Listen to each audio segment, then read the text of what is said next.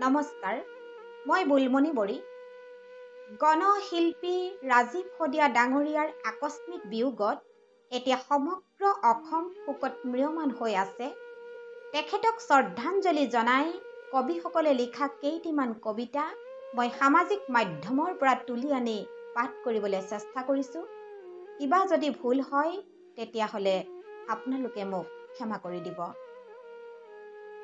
ঈশ্বৰ প্ৰসন্নদেৱৰ এটি অনুভৱ। বাহ, ইমানবোৰ শোকস্তব্ধ মানুহ। মোৰ শোকত দেখোন আজি সকলো ম্ৰিয়মান। প্ৰিয়তমা পত্নী আৰু কণমানিটোৰ কাষত অসংখ্য জনতা, সকলো শোকাৰ্ত। তাকে দেখি মোৰ অশান্ত আত্মা এতিয়া শান্ত, আশ্বস্ত।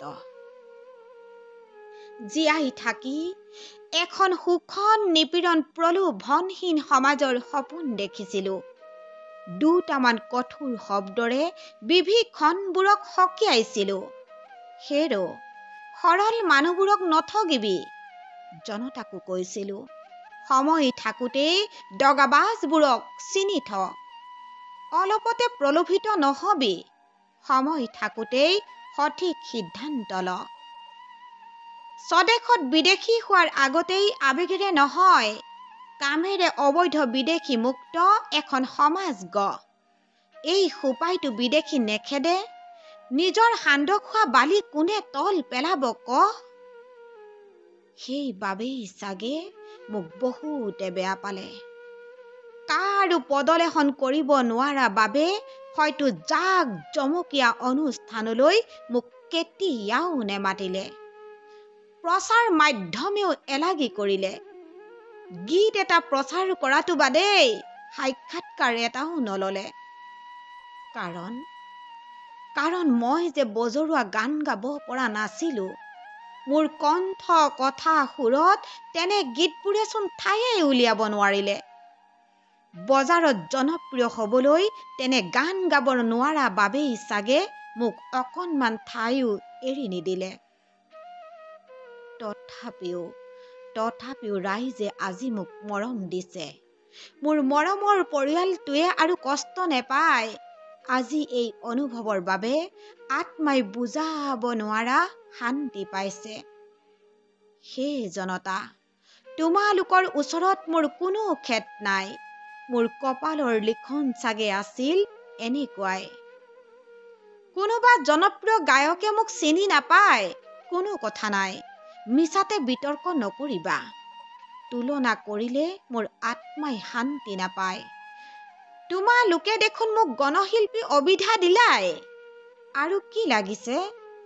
এতিয়া প্ৰশান্ত মনে থাকিম এই নিভাঁজ মৰমক বুকুত সাবটি জিৰাই। ভালে থাকিবা সদায়। ভাষাটো জাতিটো যাতে ৰখাতলে নাযায় তাৰ বাবে প্ৰতিপল জাগি থাকিবা। প্ৰলোভনৰ ঘুমটিত এই অনুভৱ যেন কাহানিও নেহেৰায়। স্বাভিমান হেৰুৱালে কিন্তু মনত ৰাখিবা কোনেও ঘূৰিকে নাচায়। ঘৰখনৰ পৰা অসমী আইৰ বুকুৰ পৰা এতিয়াচোন আঁতৰি যাব পৰা নাই। সৌৱা পৰিবাৰে চকুলো টুকিছে। অবুজ কণমানিটোৱে মোক বিচাৰি হাহাকাৰ কৰিছে। শোকৰ সাগৰত ডুবি মই মাথো চাই আছো দুগাল তিয়াই। হে প্ৰভু, জাতিটোৰ বাবে ইমান কৰিব লগা আছিল, কিয় পঠিয়ালা অকালতে কোনোদিনে ঘূৰি নহা বাটে আঁতৰাই? এতিয়া অৱশ্যে সাহস পাইছো।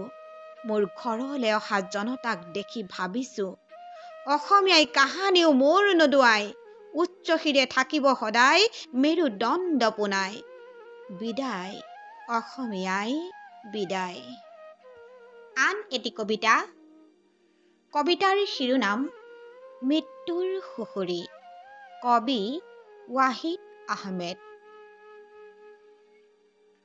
মাঘৰ উৰুকাৰ দিনা নভবাকৈ আহিল এক অবিশ্বাস্য খবৰ।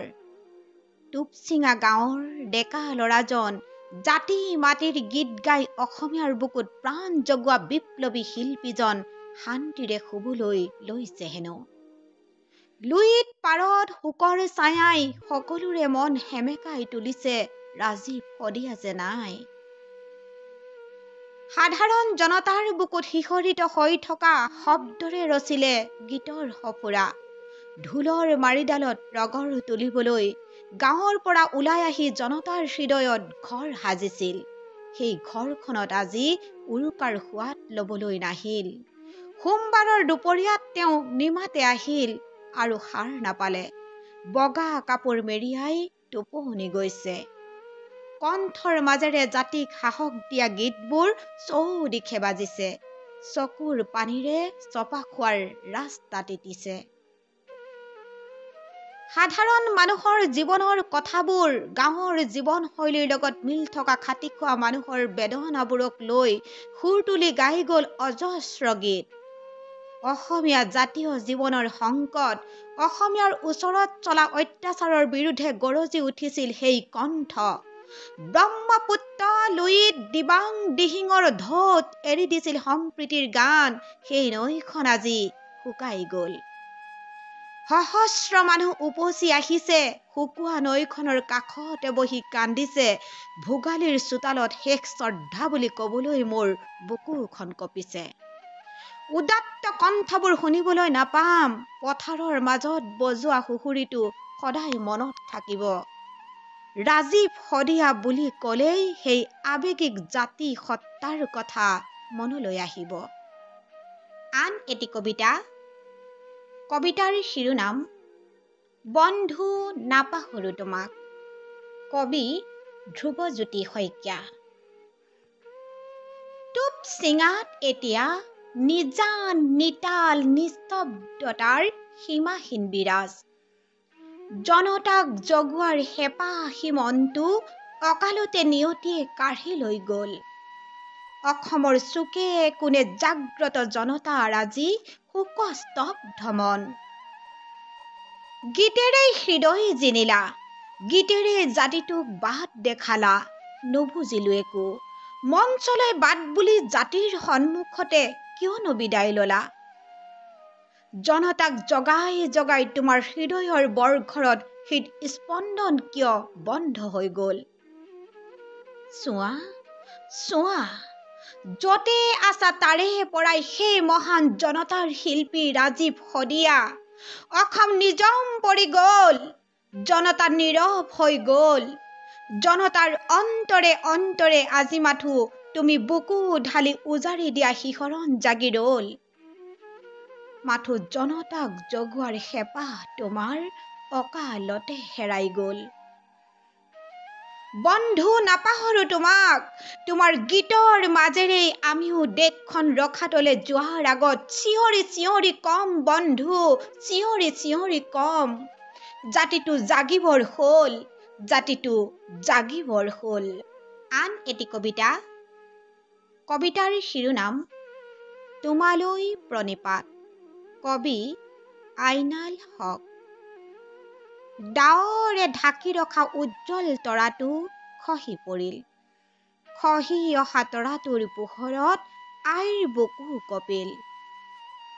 মাটিৰ গান, মাতৃভাষাৰ সুললিত শব্দই মন প্ৰাণ কাঢ়ি নিব পৰা সেই সুদৃঢ় কণ্ঠটো আজি নীৰৱ হ'ল।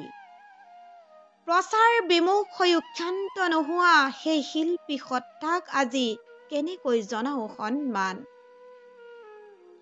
যদি তেওঁৰ নিনাদিত সুবাস ছটিয়াই দিব পাৰো দেশৰ চুকে কোণে, যদি তেওঁৰ জাতি মাটিৰ প্ৰতি থকা চেতনাক সমাদৰ কৰিব পাৰো তেওঁৰ দৃষ্টিৰে, তেনে সেয়াই হ'ব তেওঁলৈ আমাৰ সশ্ৰদ্ধ প্ৰণিপাত। আন এটি কবিতা। কবিতাৰ শিৰোনাম ৰাজীৱ শদিয়া। কবি চুইটি বৰা। অসমীয়া জাতি মাটি আৰু ভাষা আছিল যাৰ ৰক্ত প্ৰবাহ। তাৰে টোপাল টোপাল তেজে ঠুনুকা হৃদয় জয় কৰি যিয়ে অসমীয়াৰ দেশত গুজি থৈ গ'ল কেঁচা মাটিৰ সুবাস। জাতি মাটিৰ গীত লিখি অপ্ৰতিৰোধ কণ্ঠৰে নিগৰাই থৈ গ'ল অসমীয়াৰ সংজ্ঞা, অসমীয়াৰ অস্তিত্ব, সমন্বয়, সম্প্ৰীতি আৰু সভ্যতা। শেষ উশাহৰ শব্দ যেন শেষ সকিয়নি। হেৰ' অসমীয়াৰে বিদায় মাগি উৰুৱাই থৈ গ'ল বিপ্লৱী নিচান। বিশ্বায়নে গাঁওবোৰ হুহিলে, মনবোৰ হুহিলে টকাই, বোলো মনবোৰ হুহিলে টকাই। ৰাজনীতিয়ে সমাজখন ভাঙিলে, আঁতৰি গ'ল মোৰ ককাই, আঁতৰি গ'ল মোৰ ককাই।